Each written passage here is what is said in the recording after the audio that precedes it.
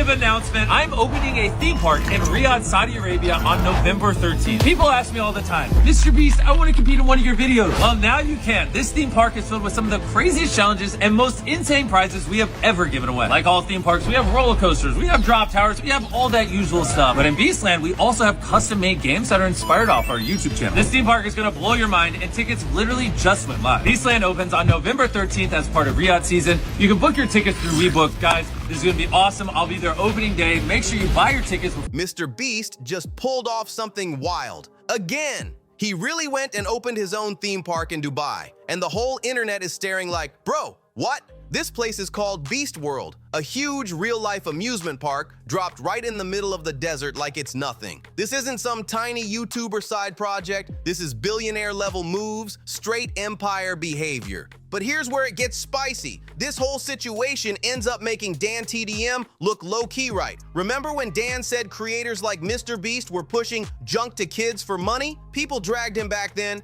But now look, a year later, and MrBeast has a theme park funded by one of the wealthiest governments on the planet. You can imagine the internet going, hold up, Dan might have had a point. Everyone's arguing, trolling, and losing their minds over how massive this flex is. And honestly, this might be one of the craziest level ups we've ever seen.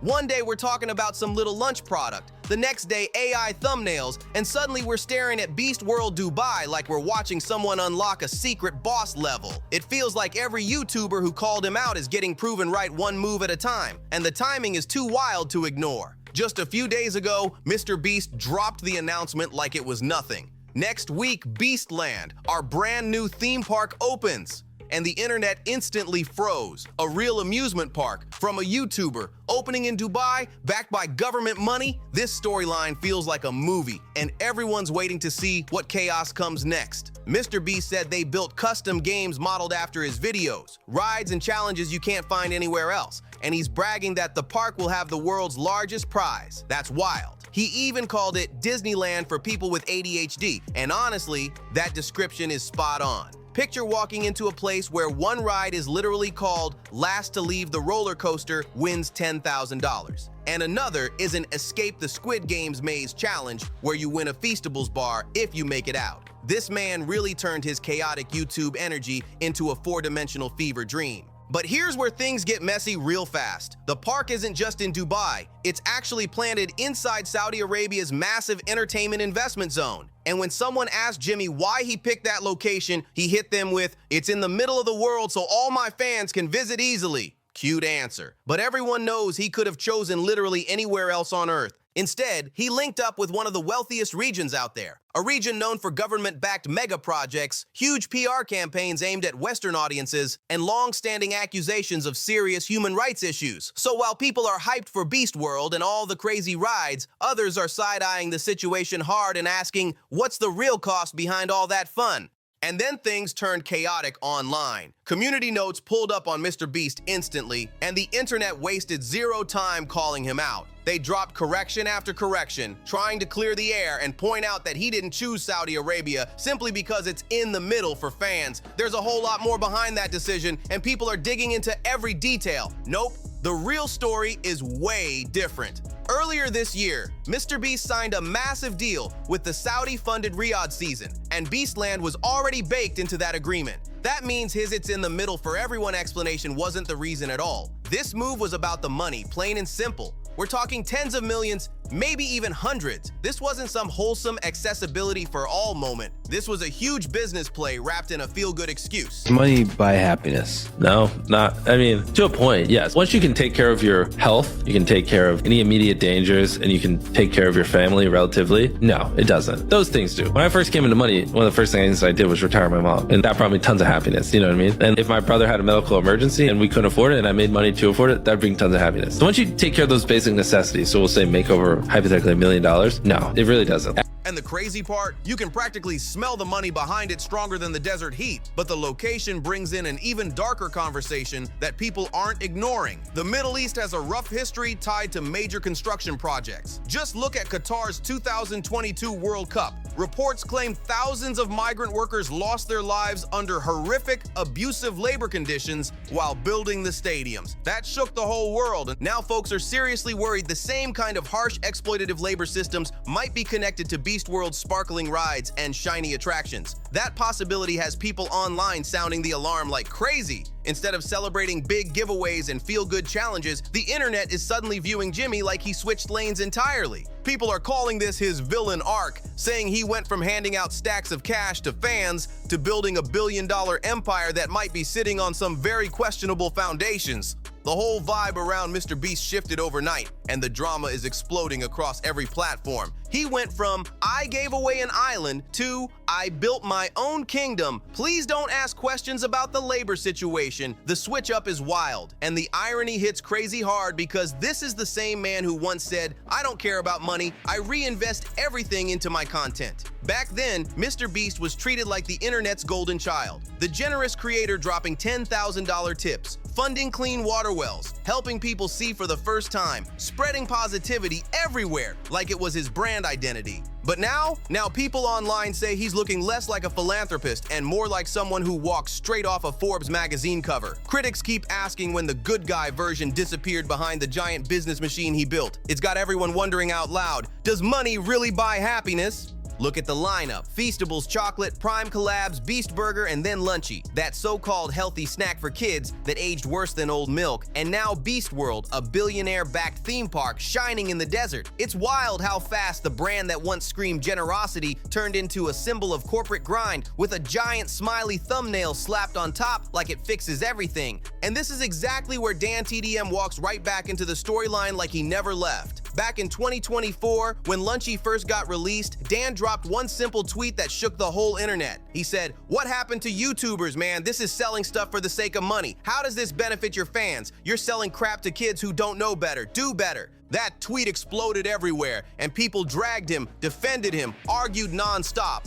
But now, with everything going on, fans are looking back like, maybe Dan wasn't tripping after all. He didn't tag anyone, didn't drop a single name, but everybody instantly knew exactly who he was talking about. And the wild part? He was completely right. Lunchy wasn't some healthier alternative to Lunchables. It was a straight-up knockoff dressed in nicer packaging with a Prime bottle slapped on the side like a sticker. It was literally 3 millionaires teaming up to sell junk food to kids while pretending it was some magical good-for-you snack. Then came the mold scandal. People posting pictures of rotten boxes only weeks after the launch. Total embarrassment. And here's the thing, Dan wasn't just calling out one bad product. He was calling out a whole shift in YouTube culture. He saw the way everything was changing long before everyone else did. He predicted the day creators would stop acting like entertainers and start moving like corporate bosses, building empires instead of real communities. And look where we're standing now. MrBeast pretty much completed the prophecy. A giant amusement park that looks like a massive advertisement where every ride screams sponsorships and big money planning. It's like the whole place is built to remind you who's getting paid off every ticket sale. And Dan wasn't the only one who saw the shift. Jacksepticeye warned everybody too. That now iconic detector moment, people say it aged into a full-blown prophecy. He literally called out MrBeast for turning YouTube into a machine focused on cash and massive views instead of a place where creators could just chill, have fun, and be themselves. And honestly, that one line aged better than any creator apology video ever posted. Look at YouTube now. It's overflowing with MrBeast-style clones every direction you scroll, same over-the-top thumbnails, same super intense pacing, same loud challenges, same everything. It's like the entire platform got remodeled into one big high-speed production set and nobody even noticed until it was too late. Those I survived something crazy for 24 hours titles are everywhere now. It feels like you're watching the same video on repeat, just with a different face pasted on the thumbnail. Every clip chopped with like 10 jump cuts per second, perfectly engineered to lock your attention like you're a goldfish that can't look away. The originality that used to make YouTube exciting, gone, replaced with a factory-style formula that prints views like cash. MrBeast didn't just change the game, he turned the whole platform into a business blueprint. And now he's leveling that blueprint up even more with a real-life theme park powered by algorithms and adrenaline. And it's not just DanTDM or Jacksepticeye who saw all this coming. Even PewDiePie, the original king of YouTube, had something to say. When Pewd saw that clip of MrBeast telling creators to grind for 10 years straight, he just laughed and shook his head. He knows the truth. It doesn't work like that for everybody, man. Sometimes you grind forever and things still don't click. And PewDiePie understands that better than anyone. Just look at how he handled his own success. PewDiePie got his money, dipped, and kept it chill. He's not out here stressing about topping his last upload or juggling a dozen product launches. He cashed out quietly, moved to Japan, and is living peacefully with his wife and kid. That's real success. Calm, steady, and drama-free. Meanwhile, MrBeast looks stuck in a never-ending grind. Every week there's something new he's selling, another product aimed at kids, another wild concept that needs to be bigger than the one before it. It feels like he traded peace of mind for non-stop profit, and people are starting to notice the difference. MrBeast built his whole image on being the normal guy who wasn't like the corporate sellouts, the dude who just wanted to make people happy while doing wild challenges online. But somewhere along the line, he crossed a point he can't walk back from. His whole journey flipped from relatable creator to full-on global brand, and now everyone's wondering if he even sees that shift happening. This isn't about hating on MrBeast's success. It's about that slow fade in authenticity, the part that made people love him from the jump. DanTDM and Jacksepticeye weren't throwing shots when they spoke up. They were warning him. They were pointing out what happens when a creator forgets what made them a creator in the first place. You can build schools, hand out houses, or even open a billion-dollar theme park, but the moment your audience feels more like customers than fans, you've lost what made you stand out in the first place. And honestly, Beastworld in Saudi Arabia doesn't feel like YouTube anymore. It feels like Disney mixed with YouTube energy, all branding, no heart. It looks polished, huge, and flashy. But that spark that once felt real, it's getting harder for people to see it. Just step back and look at the past couple of years. The pattern is loud. Feastables bars, bold products, prime collabs, lunchy snacks, those AI-generated thumbnails crafted for perfect engagement. And now, an entire mega theme park. Every few months, he levels up the business empire. But at the same time, people say his credibility keeps sliding down. At this point, it doesn't even feel like innovation. It feels like expansion just for the sake of expanding, selling more, launching more, pushing more, even if it means losing that genuine vibe that used to define him. And history proves this every single time. Every empire eventually loses touch with its people. MrBeast isn't at that point yet, but he's definitely walking toward it fast. He's not the villain here, not at all. Just another creator getting lost inside the corporate fog that comes with fame, pressure, and non-stop scaling. But it's hard to deny that DanTDM, Jacksepticeye, and PewDiePie saw the shift long before anyone else did.